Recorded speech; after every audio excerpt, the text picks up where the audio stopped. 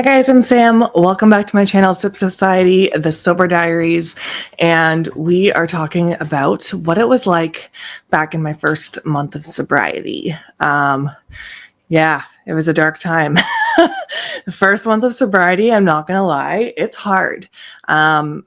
But if you want it enough, you can get through it and you can end up where I am now and, be free from the thoughts of alcohol obsessing in your brain, the depression and all those feelings I was feeling back then. I do not feel today, at least not as strongly.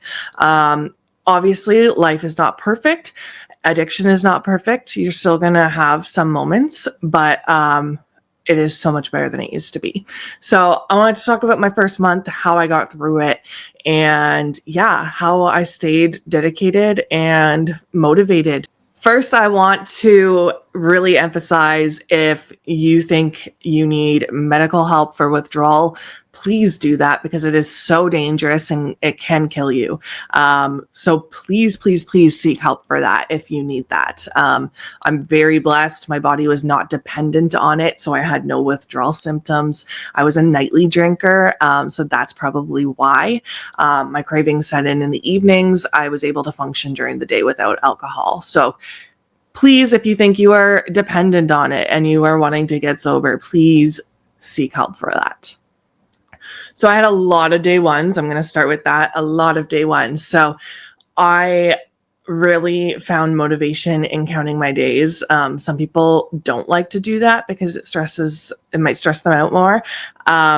But I preferred to count my days because it gave me something to look forward to and to strive for. So I downloaded the app I Am Sober and counted my days there. You put in your sober date and it counts the days for you daily. You get to check in with it daily. And there's a community on there. There's journal prompts on there. So, you can do some of the work on there as well. So I really liked the app I Am Sober. There's lots of day count apps out there though. That is just the one that I preferred. And then before my first month sober, before my first time, this time getting sober, I had achieved 34 days of sobriety about 10 months earlier. And then obviously I drank and went right back to square one. But I really wanted to beat that streak. So that was motivating for me. And once I hit 1 month, I got myself this pin because, like I said in previous videos, I did not go the AA route, which is fine. If you did go to the AA route, you can still get the chips at AA as well. I know I went and got my 24-hour chip and was super excited about it. Some people get motivated just by collecting the chips. They're like, I want to collect them all, which, you know what, if that works, whatever. Have at it. That can be your motivator. But this is super cute. It's from the Sober Girl Society. She's on Instagram. She's got a website.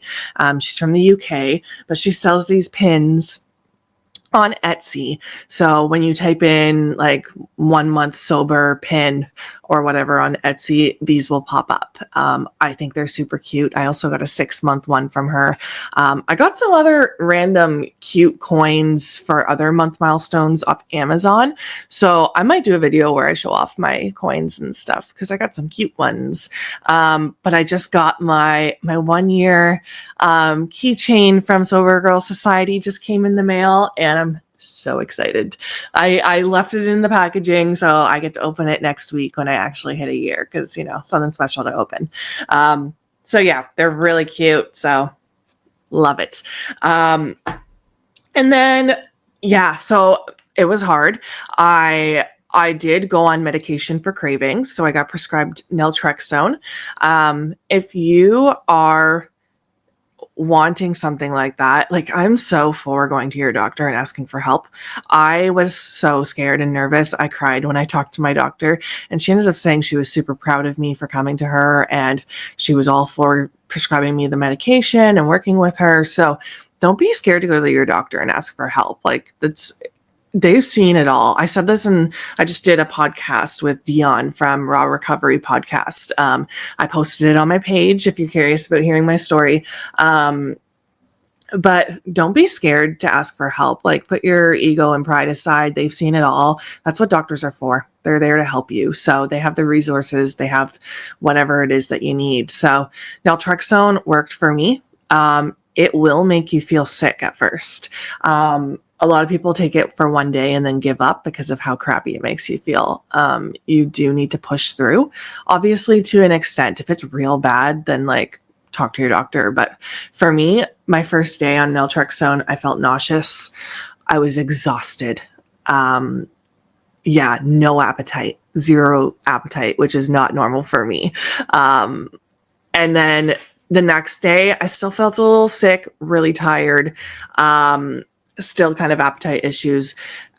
The appetite came back after a couple of days and I didn't feel as sick, but the tiredness, like the fatigue that you will feel, will last about a week and a half to 2 weeks. And that's just something you got to ride out. It sucks. It really sucks. But once you ride it out, like I had zero side effects after that, other than taking away my cravings. And like to turn that voice off in my head was what I needed, because that is what was holding me back from getting sober. Is every evening that voice would pop in my head telling me to make a drink and I could not turn it off. So the fact that this pill turned that off for me is like a miracle. You still have to do the work. It's not a miracle pill. You still have to do the work because your brain can start tricking you. But it does work for cravings. So that's what I did. I joined meetings. I did do some AA meetings, but I was really nervous to do in-person stuff. So I really resorted to going online, which is fine. There's so many online meetings out there and lots of free ones. I found a group on Facebook called Sobriety Sisters. So it is females only. They have meetings every day. And you don't have to turn your camera on, don't have to turn your mic on. You don't need to say a word. You can just hide in the corner and just listen.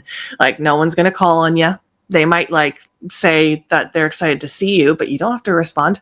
They might just be like, oh, like welcome or whatever. But like, you don't have to say anything. You can just don't mind them and just listen to the shares. And I listened to them for 6 months. I was too shy to share in the beginning. I share in meetings now all the time in the group I'm in now. But when I was in Sobriety Sisters for the first 6 months, I didn't share much at all, maybe once or twice, but I was so nervous. But that's fine. Like, you don't have to. So find some sort of community because it seriously helps. The evenings when I was laying in bed wanting to drink, I was in a meeting instead because it made me feel less alone. And if I wasn't in a meeting, I was watching the TV show Mom. It is a show about a mom and a daughter who are both alcoholics and they're in AA. And it's a sitcom. So it's very funny, very relatable, but like emotional too, and very relatable, and just like also made me feel not alone. So I watched a lot of the show Mom and went into a lot of meetings every single day. And it seriously helped me. Because sobriety can be very lonely, especially if you don't have other sober people in your life. It can be very lonely and isolating. And yeah, I also isolated. I did not go to any events that involved alcohol, which just worked for me. I didn't need to be around it. Another thing I did was journaled. So especially in your first few days, or if you're still in your drinking days, journal, put it on paper, because I still look at my journal entries from back when I was struggling, and it reminds me that I don't want that anymore. I don't want to live that life anymore. And also play the tape forward. So if you are thinking about having a drink, think about what you're going to feel like tomorrow. Really think about that, how you're going to feel tomorrow, how you're going to wake up the next day. You could either wake up and feeling refreshed and not hungover, or you end up feeling like crap and you're back to square one. So yeah. What else did I do in my first month? I made sure I had like a sparkling water or a Diet Coke at night to just kind of like, I don't know, something crisp, so that at nighttime, instead of having my drink, I was having something that satisfied me. My therapist back then always said, make sure you're replacing it with something, because otherwise, like you are more likely to go back. So yeah, My first month, I cried a lot, and that's okay. You can cry a lot, feel all the feelings. That's something you got to learn in sobriety, is sitting with your emotions. It's okay to feel bad. Don't use alcohol as a crutch. Like just cry. Just cry. I ate ice cream every night as well, and I cried at Dairy Queen because I just wanted my booze so bad, but I had my ice cream instead. I just really wanted it this time, clearly, because otherwise I wouldn't be here. So yeah, you just got to push through and, have someone to talk to. Try and find at least one person that's in sobriety that you can like text or call when you need to. And if AA is for you, do the meetings. They say 90 meetings in 90 days. If that's the route for you, go for it. It has saved so many people. I might even be trying AA again next week. I'm not sure, just for the community. But yeah, stay connected with people. Find ways to comfort yourself at night because it's tough. And it will get better. It gets better. It doesn't stay like that forever. Like, I don't think about alcohol at night anymore, and I'm not on the pills anymore. I was only on them for 6 months. It gets better. So just try and keep that in mind. And yeah, if you have any other questions about the first month of sobriety, like, comment on the video, DM me on Instagram. I'm always down to chat about sobriety. But yeah, thank you for watching if you made it this far. I've got my first guest coming next week. We're going to talk sobriety, obviously. And yeah, like the video, subscribe if you're not. And here is to another 24 hours sober.